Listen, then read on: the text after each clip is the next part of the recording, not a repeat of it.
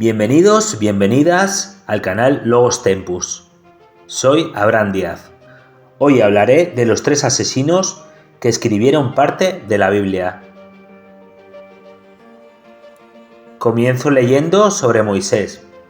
Y como dice en Éxodo, capítulo 2, versículos del 11 al 15, dice: En aquellos días sucedió que crecido ya Moisés salió a sus hermanos y los vio en sus duras tareas, y observó a un egipcio que golpeaba a uno de los hebreos, sus hermanos.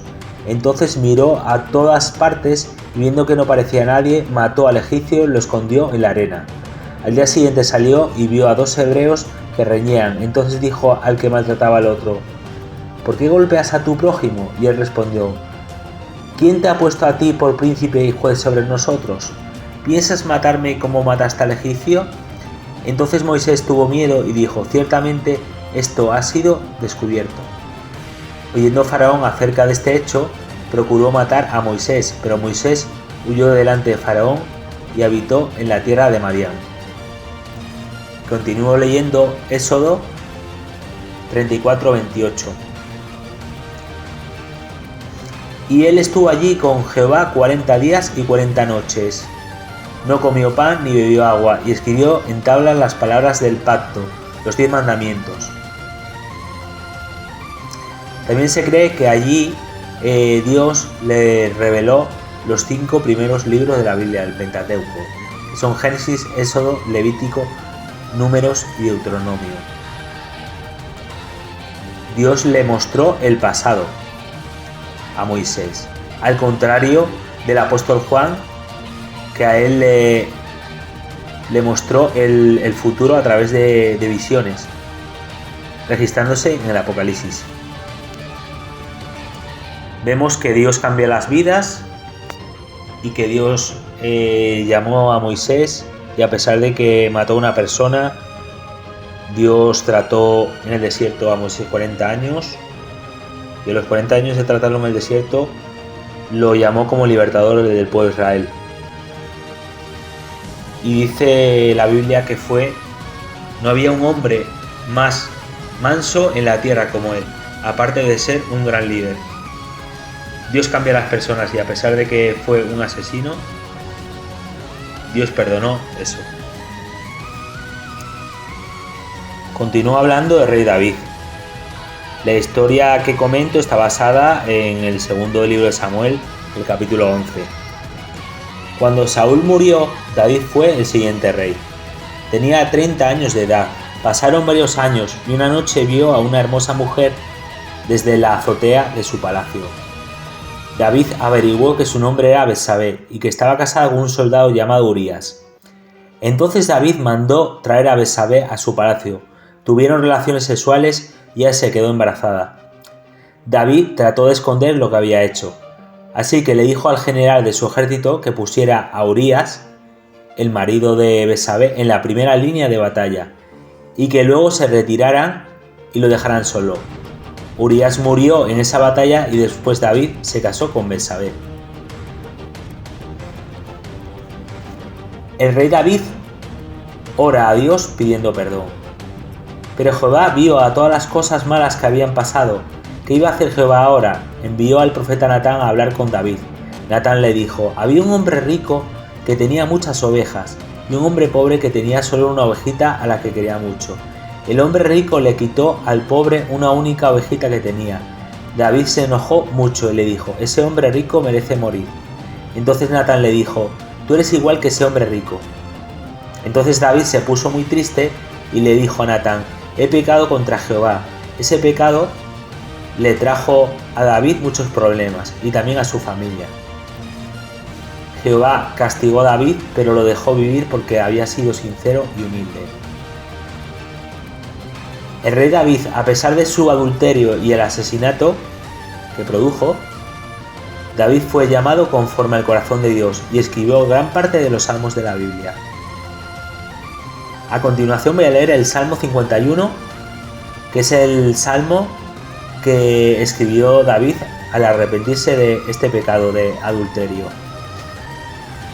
y de asesinato. Y dice así: Salmo 51, del 1 al 12. Ten piedad de mí, oh Dios, conforme a tu misericordia. Conforme a la multitud de tus piedades borra mis rebeliones. Lávame más y más de mi maldad, y límpiame de mi pecado, porque yo reconozco mis rebeliones, y mi pecado está siempre delante de mí.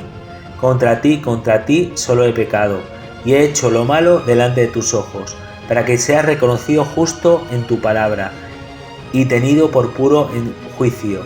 He aquí en maldad he sido formado, y en pecado me concibió mi madre. He aquí tú amas la verdad en lo íntimo, y en lo secreto me has hecho comprender sabiduría. Purifícame con hisopo y seré limpio. Lávame y seré más blanco que la nieve. Hazme oír gozo y alegría, y se recrearán los huesos que has abatido. Esconde tu rostro de mis pecados, y borra todas mis maldades. Crea en mí, oh Dios, un corazón limpio, y renueva un espíritu recto dentro de mí. No me eches de delante de ti, y no quites de mí tu Santo Espíritu. Vuélveme el gozo de tu salvación, y espíritu noble me sustente.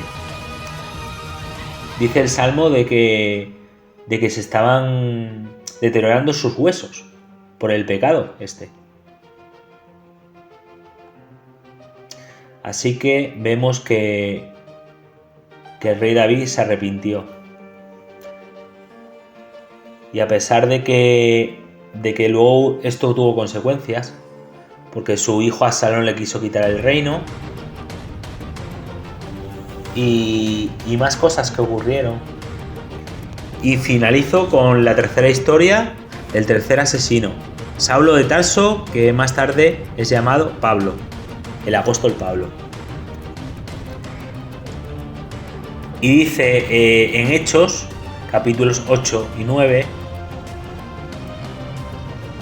y Saulo consentía en su muerte. En aquel día hubo una gran persecución contra la iglesia que estaba en Jerusalén, y todos fueron esparcidos por las tierras de Judea y de Samaria, salvo los apóstoles.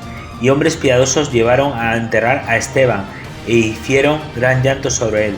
Y Saulo asolaba la iglesia, y entrando casa por casa, arrastraba a hombres y a mujeres, y los entregaba en la cárcel. Saulo, después llamado Pablo, participó en la muerte de Esteban. Fue cómplice de la muerte de Esteban, por lo tanto también era un asesino. Después de su conversión, Saulo, al conocer a Jesucristo, es llamado Pablo. Y escribió las cartas, las llamadas epístolas, a los romanos, 1 de Corintios, 2 de Corintios, Gálatas, Efesios, Filipenses, Colosenses, 1 de Tesalonicenses, 2 de Tesalonicenses, 1 de Timoteo, 2 de Timoteo, Tito y Filemón.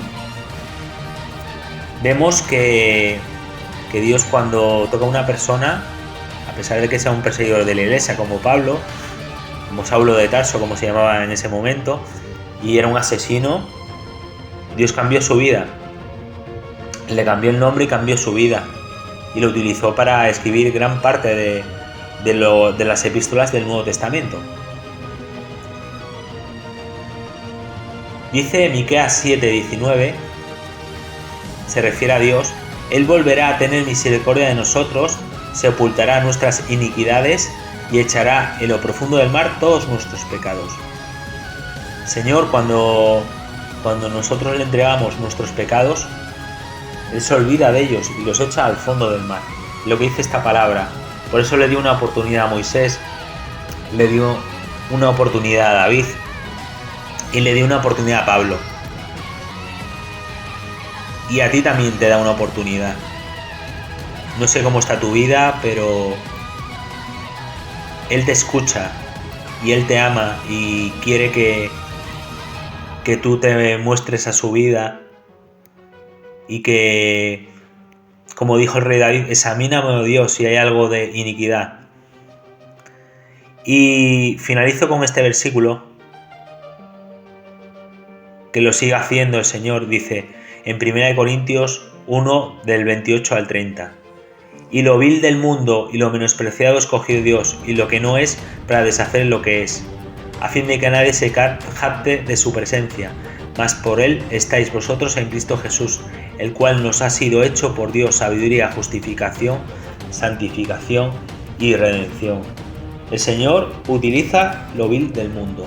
Puede utilizar una persona que se vea insegura, como por ejemplo Moisés. Moisés era tartamudo, era inseguro y no se veía digno para ir a hablar con Faraón y libertar al pueblo de Israel. Y tenía a su hermano Aarón para comunicarse con el Faraón por su carencia, ¿no?, de comunicación. Por lo tanto, el Señor utiliza lo vil y menospreciado y lo cambia y lo hace extraordinario. Cuando Él toca una vida, la cambia totalmente. Este era el mensaje que tenía para hoy. Un saludo. Suscríbete, dale like y comenta. También puedes darle a la campanita.